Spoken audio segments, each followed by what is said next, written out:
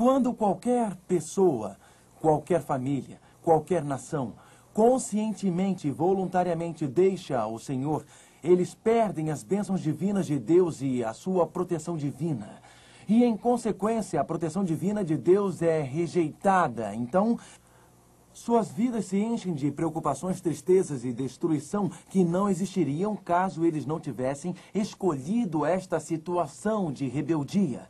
Deus é tão amoroso que Ele não pode provocar as preocupações e tristezas. Ele não provoca não provoca os divórcios, não provoca acidentes de carro. Com nossa rebeldia, nós abandonamos as suas bênçãos, nós abandonamos a sua proteção divina. E o diabo tem permissão para causar problemas que ele não poderia se nós estivéssemos em outra situação. Então, há uma lei natural de causa e efeito, e esta é... Daniel 9:13 diz, convertendo-nos das nossas iniquidades e aplicando-nos à tua verdade. Algumas vezes Deus nos ensina através do sofrimento o que nós não aprenderíamos em momentos de alegria. A história de Israel é a história de uma nação que Deus ensinou através de um grande sofrimento por causa da sua rebeldia. Eu não sei quanto a vocês, mas eu quero que a minha família seja obediente e fiel a Deus, para não precisar passar por alguns difíceis problemas que seriam necessários para levar as nossas mentes e corações de volta a Deus. Alguém disse que nós só olhamos para cima quando estamos lá embaixo. Eu espero que sejamos sábios, porque a Bíblia diz, aquele que tem ouvidos ouça e aprenda. A Bíblia diz estas coisas, a nação de Israel, o cativeiro, a prisão, o sofrimento e o desapontamento, foram as coisas escritas como exemplos para nós, para os quais o fim do mundo virá, para que nós tenhamos esperança. Eu prefiro aprender quando Deus me dá um gentil toque nos ombros e responder ao seu amor, do que continuar rejeitando a sua voz e virando as costas para o seu toque. Aprendendo com sofrimento quando eu poderia ter aprendido com alegria. E vocês, amigos? Daniel continua com a profecia. Em Daniel capítulo 9, verso 21, Daniel está orando e Daniel está muito preocupado sobre quando o seu povo sairá de Babilônia, que mais tarde seria derrotada pela Medo-Persa, e voltará para Jerusalém para reconstruir o santuário de Deus. Daniel estava preocupado. Nós estamos presos, estamos em cativeiro e nós precisamos sair da Babilônia. Então ele orou para que os 70 anos de cativeiro terminassem e eles pudessem então voltar para Jerusalém para adorar a Deus. Enquanto ele orava, o anjo Gabriel veio e disse, Daniel, eu responderei a sua oração de uma forma muito mais ampla. Eu lhe mostrarei quando o povo de Deus deixará o mundo e quando a verdade sobre a adoração no verdadeiro santuário celeste será revelada. A verdade sobre Jesus, o Cordeiro de Deus, a verdade sobre Jesus, o nosso sacerdote, a verdade sobre a lei de Jesus e a obediência. Eu quero lhe mostrar alguma coisa, Daniel, não sobre o santuário terrestre e a restauração da adoração para os judeus, mas eu quero lhe contar sobre o fim do tempo, quando a verdadeira adoração será restaurada no mundo antes da volta de Jesus. Deus respondeu à oração de Daniel de uma maneira mais ampla, maior, de uma maneira muito mais significante do que Daniel poderia ter imaginado. Peguem suas Bíblias e abram em Daniel capítulo 9, verso 21. Falando ainda na oração, quando o homem Gabriel que eu tinha presenciado na minha visão ao princípio. Mas afinal, que visão é esta? A visão de Daniel 8. Veio, pois, para perto de onde eu estava. Ao chegar ele, fiquei amedrontado e prostrei-me com o rosto em terra. Mas ele me disse, entende, filho do homem, pois esta visão se refere ao tempo do fim. Então, Gabriel veio e disse a Daniel, e ele disse, Daniel, agora sai para fazer-te entender o sentido. Que coisa maravilhosa. Daniel não tinha entendido a visão no final do capítulo 8? Lembram-se que em Daniel capítulo 8, verso 17, o anjo Gabriel disse, entende, filho do homem, pois esta visão se refere ao tempo do fim.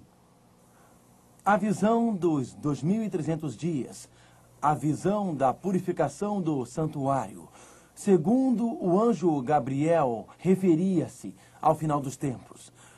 Algumas pessoas e mesmo alguns estudantes da Bíblia dizem que os 2.300 dias têm a ver com os dias depois de Daniel e que o pequeno chifre em Daniel capítulo 8 tem a ver com alguns eventos históricos que aconteceriam antes de Jesus, mas o que as suas Bíblias dizem?